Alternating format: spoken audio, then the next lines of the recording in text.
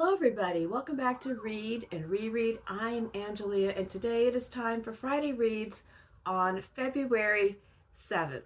Today I'm filming in the afternoon instead of the mornings. I just rearranged. I wanted to do some other things this morning, so we'll see how this goes. I don't really know when this will post because by the time I film it and edit it and then it spends a million years uploading, sometimes the uploads just kind of go fast and sometimes they take hours. Sometimes they stall out completely and I have to restart the whole thing. I just never know what I'm going to get. It's the mysteries of Wi-Fi.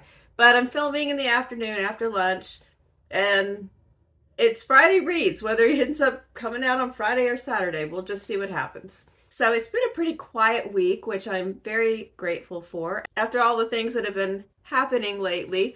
So my big project that I did this week was that I reorganized my home library that's here in this room. This is an extra bedroom, and in here it's not that big of a room, but there's a lot of books and things. I've got books, record albums, my desk, I have a chair and an ottoman, a lot of bookcases, a stereo. I was starting to get kind of like a sense of ennui from some disorganization in the library. For many years, forever really, I've always alphabetized all of the fiction by author, but I included poetry and plays, some other things that technically are not part of fiction in there. And I decided I wanted to sort of get a little more, it's not like some kind of strict Dewey organized library, but it's a little more closer to the Dewey order. So I pulled things out of all the shelves and I rearranged and shifted everything all over the room.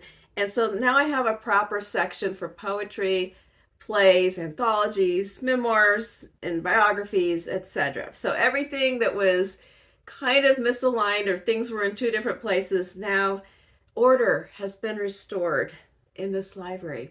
And it just makes me feel good.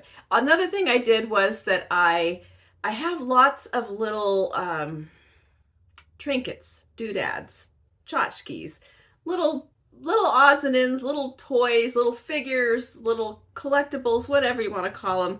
And they were all over the shelves, and a lot of photos and a bunch of candles. And I just realized it was feeling kind of cluttered. It still feels cluttered, but not as bad. But it kind of made sense when this was a bigger space, because I've had these same shelves spread out across a very large living room, a bigger extra room, and now they're in kind of a modest sized extra room. So it just felt like a lot. It felt like a lot of visual clutter. So I curated it, and I kind of put a whole bunch of stuff in a box and put it up in the closet, and I'm going to rotate every few months, take some stuff off the shelves and put some different things out. And it's the old less is more principle. When there's less visual clutter going on, you can actually enjoy what you're looking at. And I just feel like it will feel more peaceful. The TV report, it's nothing new. We're still watching Arrested Development and Severance. We caught up with rewatching season 1. Now we're in season 2. It is so weird. It is just every episode it gets to the end and we're just like, no, what? No. It just when you think they had maxed out on creepy characters, they add Miss Huang, the little girl. The whole thing is just so bizarre. I love it so much. I don't know what's going on, but I'm there. Whenever we run out of Severance, we'll bounce back to the pit. But right now we're just really hung up on Severance, and then we're watching Arrested Development for like comic relief. Which brings us to the book report. So this week, let's see. I did finish a couple of plays. I already finished the February Shakespeare selection for the Bard Room group, which was Much Ado About Nothing. I did cheat and start it in January when I did not have the bandwidth to read Antony and Cleopatra. So I started Much Ado About Nothing, and now I finished it. It was fun to read it again. It's kind of preposterous, but it's a good time. And we haven't really talked about it in the group yet because I'm running early, so I will save that for now. I also finished A Raisin in the Sun by Lorraine Hansberry. This was one of the selections for my project, Endless Drama, where I've selected 2 plays every month and invite everybody who wants to join in. I'll put the link again down below in case somebody's kind of come in late in the game and they'd like to join, because it's going on all year long. So this month's plays are A Raisin in the Sun, and then we're going to start Top Dog Underdog by Suzann-Lori Parks for the second half of the month. I'm going to try to start reading that this week and get some author information together about that playwright. But anyway, the one that I finished was A Raisin in the Sun, and we're just having a really good discussion about this play. It's really remarkable that Hansberry wrote this, and I can't remember exactly how old she was when she wrote it, but she passed away at 34. She just achieved such a remarkable piece of literature at such a young age. And I'm not going to get into it too deeply because the discussion is ongoing, and I'll come back around and talk about it a little bit more at the end of the month, unless I forget. But it's a really tight-knit play about a family that lives in a small apartment in the south side of Chicago in the late 1950s, and they're coming into a sum of money. It's some kind of insurance settlement having to do with the passing of the patriarch of this family, Walter Sr. And we don't know exactly what happened, but $10,000 payment is about to fall into their hands, and there's a lot of differences of opinion about what the money should go toward. And the members of the family are Mama, who is Walter's widow, and then her son, Walter Jr., his wife, Ruth, their son, Travis, and also Walter's sister, Benita, who is a college student who wants to become a doctor. And so this multi-generational group of 3 generations are crowded into this small apartment, and they all have hopes, dreams, aspirations. Some of them they feel have passed them by, others they're still striving towards, and this money makes a big difference for all of them. I'm really impressed, and I'll probably say some more about it at the end of the month after we're done with our group discussion. I just said all that. I said all that stuff twice. Why? I'm right at the end of Olga Dies Dreaming by Xochitl Gonzalez. And I've been really enjoying this, and this I'm reading in a group, the Books and Bocadillos book club hosted by Maria Andrea. I will link her channel down below, and the discussion is on Discord. So once again, I'm not going to go too much into detail because the conversation is kind of just getting going on this book, but it is a contemporary fiction book about a brother and sister who live in New York City.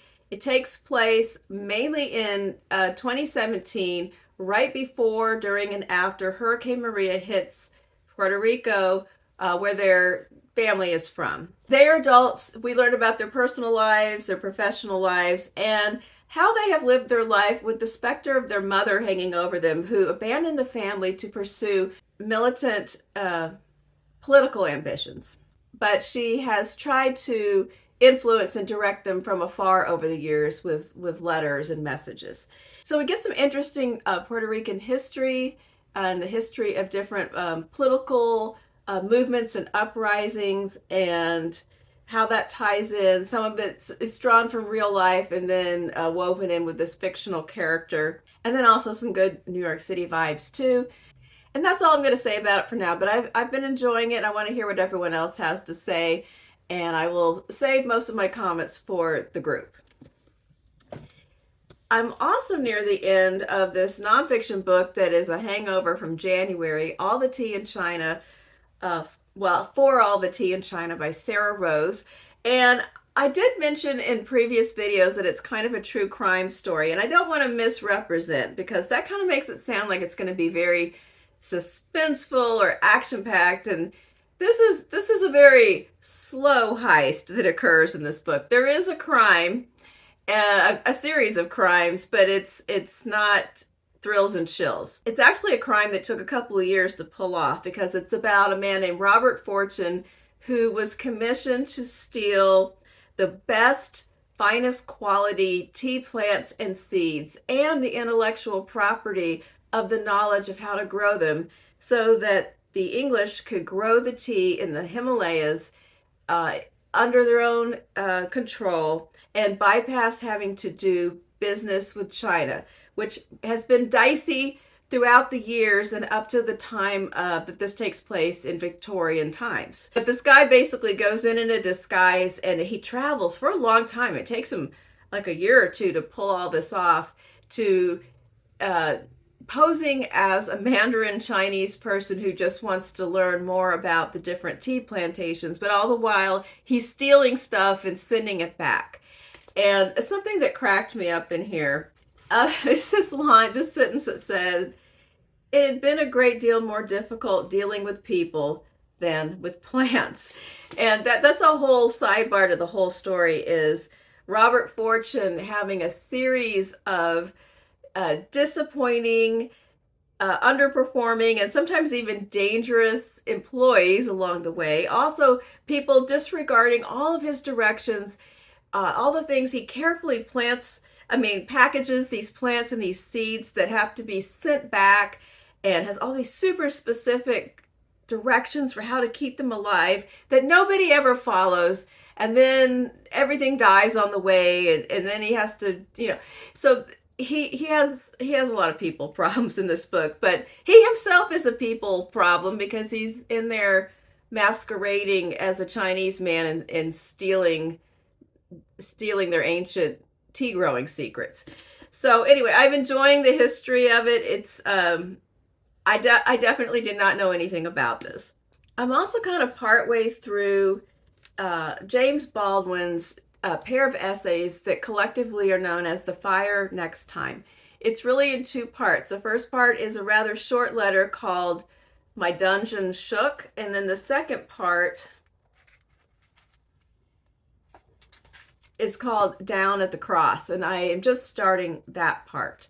And I think it's also in the form of a letter, but I'm not sure. The first one was in the form of a letter to his nephew, who was named after him and is also named James. It's also my selection for Flamuary in the Read Good Challenge. And if you can see, Mr. Baldwin is smoking a cigarette on the cover of this book. So if this picture was in color, we would indeed see a tiny, tiny, tiny, tiny flame.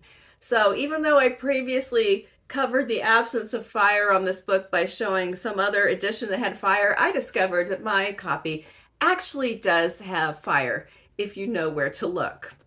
So I am reading that because I've always wanted to read it and because it fits into the challenge. So coming up on deck for the week ahead, I am going to be, I don't know if I'm going to start reading, I guess I am going to start reading Top Dog, Underdog. I'm definitely going to research the author, and I probably will start reading the play. I'm also looking at Ghostroots by Pemi Agoda. It's a short story collection. And I kind of have like just a fun read in my pile, Marianne in Autumn by Armistead Maupin. This is book 8 of the 10 in the Tales of the City series. And I have kind of an interloper that wasn't in my TBR, but it came in at the library. And that is this graphic novel, Big Jim and the White Boy, an American classic reimagined by David Walker and illustrated by Marcus Kwame Anderson. And then it doesn't say this on the cover, but inside it says color by Isabell Strubel. And this, I think, is a good companion piece for James. This also came out last year, and it's also a reimagining of the Huck Finn story from the perspective of Jim or James. My friend Michael recommended this to me sometime in last year, and then my library finally acquired it just recently, so I put in for it. And it also did just win an Alex Award from the American Library Association, and that is an award given to a handful of books each year that are technically adult books, but of value and interest to teenage readers. Here's the description. Big Jim and the White Boy is a radical retelling of this American classic centering on the experiences of Jim, an enslaved black man in search of his kidnapped wife and children, along with his cheeky sidekick, Huckleberry Finn. Jim and Huck's high-stakes adventure take them on an epic voyage across the antebellum South and Midwest, through Confederate war camps and runaway safe houses, into Old West standoffs, and on the road as covert Underground Railroad agents. Intertwined in the narrative are the stories of Jim's descendants in the 1930s, 1980s, and 2020s, making this a multi-generational family epic as well as an adventure story. So I'm kind of excited about reading this and thinking about it, just reflecting on the source material, Mark Twain's Adventures of Huckleberry Finn, Percival Everett's incredible reimagining James, and then also reading this graphic novel. So I don't know if I've got to get to it this week or next, I think, or my time will run out. So I will report back.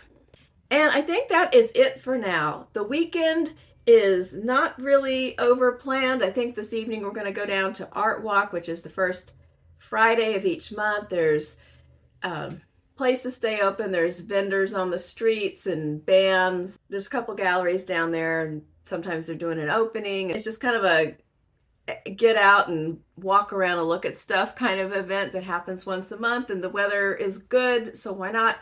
It is, I don't want to rub it in, folks, but I came back from that week in South Carolina where they had the unprecedented snow and it was freezing and icy, and I just came back to glorious weather. It has been up around 80 each day, most of the day in the 70s. It gets a little bit cool in the evening.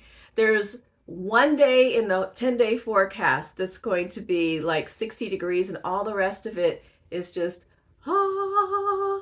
So this is February. Punxsutawney Phil can go sit on a tack. I like this. This is good. So I hope that you have a good weekend planned and that you have some good books on the go. You can tell me about it in the comments.